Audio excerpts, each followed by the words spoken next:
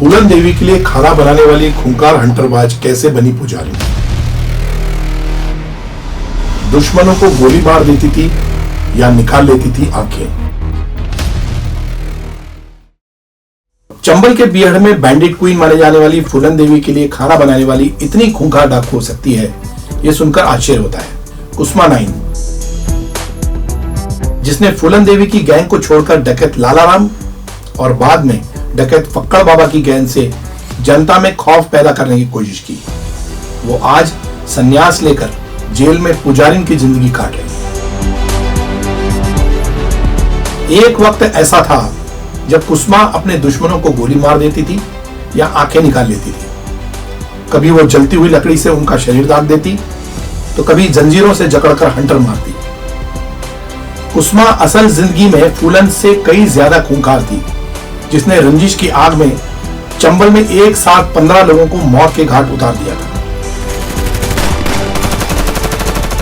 कुसमा 9 का जन्म 1964 में उत्तर प्रदेश के जालौन जिले के टिकरी गांव में प्रधान के घर हुआ था। परिवार में कोई आर्थिक तंगी नहीं थी, बल्कि कुसमा इकलौती बेटी थी, इसलिए लाड़ प्यार ज्यादा ही था।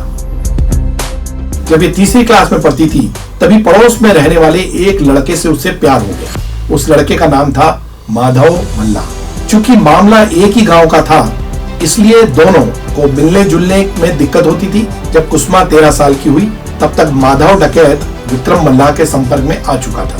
वो भी विक्रम की गैंग में शामिल होना चाहता था। कुसमा को घर वालों की रोक टोक ज्यादा पसंद नहीं थी। एक रात माधव मल्ला के साथ गांव छोड़कर भाग गई। परेशान परिवार वाले तलाशते रहे और उन्होंने फिर पुलिस में शिकायत की। पुलिस ने जांच में पाया कि कुसमा और माधव भागकर दिल्ली पहुंच गए थे। कुछ दिन बाद दिल्ली पुलिस माधव और कुसमा दोनों को गिरफ्तार कर लेती है। दोनों को जेल भेज दिया जाता है। ऐसा कहा जाता है कि दोनों को डकैती के फर्जी मामले में जेल भेजा गया, क्योंकि दोनों कभी किसी वारदात में शामिल ही नहीं हुए। 3 महीने बाद दोनों जब जेल से बाहर निकले, तो जालौन पुलिस ने कुसमा को उसके परिवार के हवाले कर दिया। जेल से छूटकर कुसमा अपने पिता के पास रहने लगी, लेकिन उसके चर्चे गांव भर में चटकारे लेकर सुनाए जाने लगे। बेटी को पढ़ाने लिखाने की बात भूल पिता ने कुसमा की शादी केदार नाई से करा दी। यहीं से उसके नाम के आगे 9 लग गया। इधर माधव डाकू विक्रम मल्ला के संपर्क में था और कुसमा की शादी से आग बबूला था। एक दिन वो अपने कई साथी डाकुओं के साथ उस गांव में पहुंचा और कुसमा के पति केदार पर बंदूक तान दी। बंदूक देखकर केदार डर के मारे कांपने लगा। तुरंत ही माधव कुसमा को अपने साथ लेकर बीहड़ में गायब हो गया। बीहड़ में कुसमा को विक्रम मल्ला की गैंग में ले जाया गया, जहां फूलन भी शामिल थी। उस समय फूलन डाकुओं में नहीं थी। गैंग में विक्रम मल्ला की हनक थी और फूलन उसकी सबसे चहेती थी। कुछ महीनों बाद एक मुठभेड़ में विक्रम मल्ला ने डाकुओं के सरदार बाबू गुज्जर को गोलियों से भून दिया और खुद सरदार बन गया। इसके साथ गैंग में फूलन का कद भी बढ़ गया था। इस दौरान माधव मल्ला भी विक्रम का खास साथी बन गया था। कुसमा 9 माधव की प्रेमिका तो थी, पर गैंग में उसकी हनक नहीं थी। कुसमा को फूलन ने घरेलू काम की जिम्मेदारी सौंपी थी, जिसमें गैंग के लिए खाने पीने का इंतजाम करना था। काम सही नहीं होने पर फूलन कुसमा को फटकार भी लगाती थी। फूलन कई बार कुसमा पर झल्ला जाती थी। इस बारे में कुसमा जब अपने प्रेमी माधव से शिकायत करती, तो वो चुप रहता, क्योंकि माधव की इतनी हिम्मत नहीं थी कि वो फूलन के खिलाफ कुछ बोल सके। यह देखकर कुसमा नाराज रहने लगी। फूलन और विक्रम मल्ला का सबसे बड़ा दुश्मन था लालाराम डाकू। लालाराम को रास्ते से हटाने के लिए कुसमा को फूलन ने विष कन्या बनाकर गैंग में भेजा, ताकि वो उसे प्यार के जाल में फंसा के ठिकाने लगा सके। विक्रम मल्ला ने तुरंत कुसमा को समझाकर काम को अंजाम देने के लिए भेज दिया। कुसमा लालाराम के पास पहुंची और यहीं से उसकी जिंदगी ने नया मोड़ लिया। कुसमा डाकू लालाराम के पास गई तो थी दुश्मन बनकर, उसे प्यार में जाकर जाल में फंसाकर मारने, लेकिन वहां जाकर उसने कुछ और ही कर डाला। फूलन की साजिश का पर्दाफाश करते हुए उसने विक्रम मल्ला को मारने की साजिश रच डाली। कुसमा ने विक्रम मल्ला को बुलाया और उसकी हत्या करवा दी। इस दौरान कुसमा का प्रेमी माधव मल्ला भी मारा गया।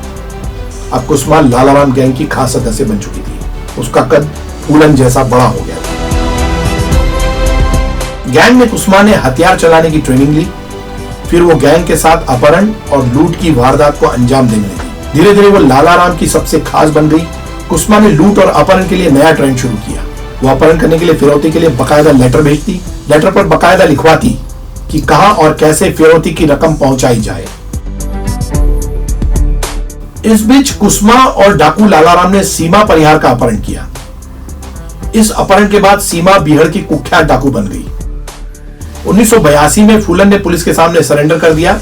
गुस्से और बदले की आग में लालाराम और कुसमा गैंग ने बेतवा नदी के किनारे बसे मैयस्ता गांव में धावा बोल दिया। यहां बेमही की तरह ही 15 मल्लाहों को एक लाइन में खड़ा किया गया और फिर उनको गोली मार दी गई। फिर भी गुस्सा कम नहीं हुआ तो दोनों ने इनके घरों में आग लगा दी।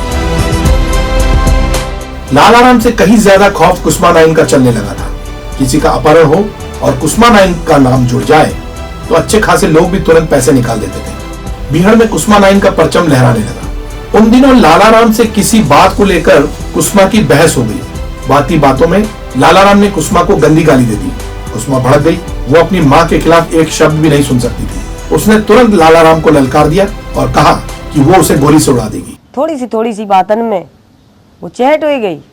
उनने एक दिन मेरे को माँ को गाली दे दी तो हमने उनसे एक लालाराम से, देखो लड़की लड़का दो ही हो, मैं सक्षम है, हमारे माता और पिता आपसे कभी खाने के लिए तो मांगते नहीं, तो गाली आपकी क्यों बर्दाश्त करें।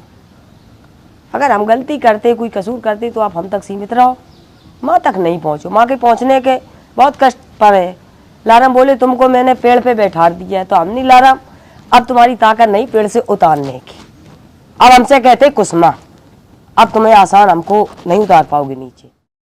बाद में कुसमा ने लालाराम का गैंग छोड़कर एक नया ठिकाना फक्कड़ बाबा का गैंग पकड़ लिया। फक्कड़ बाबा को डाकुओं का गुरु कहा जाता था। उसका असली नाम रामाश्रय तिवारी था, पर डाकुओं का गुरु होने से नाम पड़ गया फक्कड़ बाबा। असल में रामाश्रय लूटपाट और डकैती के साथ साथ भगवान पर भी बहुत भरोसा करता था। वो पूजा अर्चना में व्यस्त रहता।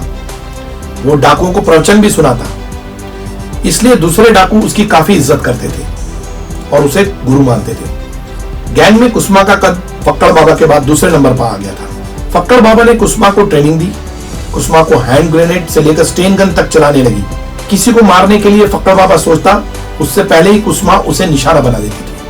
एक बार जब पुलिस और डाकुओं के बीच एनकाउंटर हुआ, तब कुसमा ने 3 पुलिस वालों को गोली मारी। तीनों की मौत हो गई। कुसमा दिनों दिन खूंखार होती गई। वो अपने दुश्मनों को गोली मार देती या फिर बुरी तरह से तड़पाती। ऐसी कई घटनाएं सामने आई जिसमें कुसमा ने जलती हुई लकड़ी से किसी शरीर को दाग दिया या जंजीरों से बांधकर हंटर से पिटाई की। कुसमा ने अपने ससुराल वालों से भी जमकर बदला लिया। एक दिन वो अपने गैंग के साथ ससुराल पहुंची और पति व उसके परिवार की महिलाओं को खूब पीटा। जालौन में उसने एक महिला और उसके बच्चे को भी जिंदा जलाकर मार डाला था। कुसमा बेहद क्रूर हो गई थी। कुसमा इतनी खतरनाक बन चुकी थी कि उसके सामने अब किसी की नहीं चलती थी। साल 1995 में उसने एक रिटायर्ड एडीजी हरदेव आदर्श शर्मा को अगवा कर दिया। अपहरण के बाद बकायदा लेटर भेजकर 50 लाख की फिरौती मांगी। कुसमा की तरफ से लेटर पर पूरी डिटेल के साथ पैसे कब, कहां और किस समय पहुंचाने हैं ये लिखा गया, लेकिन समय पर रिटायर्ड एडीजी की परिवार फिरौती नहीं दे सका। उसने कुछ दिनों और की मोहलत मांगी, लेकिन कुसमा ने मोहलत नहीं दी, बल्कि रिटायर्ड पुलिस अफसर को गोली मार दी और लाश को नहर में बहा दिया। इस घटना के बाद पुलिस ने कुसमा पर 35,000 रुपए का इनाम घोषित किया था, लेकिन कुसमा पकड़ में नहीं आई। कुसमा और फक्कड़ बाबा दोनों चुनाव में भी अपने पहचान वालों को जीत दिलाने के लिए धमकी देते थे। प्रधान के चुनाव के साथ लोकसभा और विधानसभा चुनाव में भी प्रत्याशी को वोट देने के लिए धमकी देते। साल 1996 के लोकसभा चुनाव में अपने प्रत्याशी को वोट देने के लिए फक्कड़ बाबा और कुसमा ने फरमान सुनाया, लेकिन औरैया जिले के असेवा गांव का रहने वाला संतोष और इनके चचेरे भाई राजकुमार ने इनकी बात नहीं मानी और इनके प्रत्याशी खिलाफ प्रचार जारी रखा। नाराज होकर कुसमा ने दोनों को सबक सिखाने के लिए उनकी आंखें निकाली। इसके बाद कुसमा का खौफ आसपास के इलाके में बहुत बढ़ गया। बदलते समय के साथ फक्कड़ बाबा ने कुसमा को अपराध की जिंदगी से हटाकर सामान्य जिंदगी में लौटने की सलाह दी। फक्कड़ बाबा की बातों का असर कुसमा पर हुआ और दोनों ने मिलकर साल 2004 में उत्तर प्रदेश पुलिस के सामने पूरी गैंग के साथ सरेंडर कर दिया। कुसमा एडीजी अधिकारी की हत्या समेत दर्जनों मामलों में अभी भी जेल में उम्र कैद की सजा काट रही है। अब वो जेल में फक्कड़ बाबा के कहने पर पुजारिन बन चुकी है। जेल में सुबह शाम पूजा पाठ करने के साथ साथ गीता और रामायण सुनाती है, राम राम लिखती है, जबकि फक्का बाबा जेल में कैदियों को प्रवचन सुनाता है। कुछ नहीं, स्वतंत्र भगवान की तुम्हारे सबके आशीर्वाद से खूब सेवा कर रहा है, शाम सवेरे खूब प्रभु के गुण गा रहा है, नेकतकारी हमारे जेल के खून में है। चैनल को सपोर्ट करने के लिए लाइक, सब्सक्राइब और शेयर करना ना भूलें। देखते रहिए RS Vlog।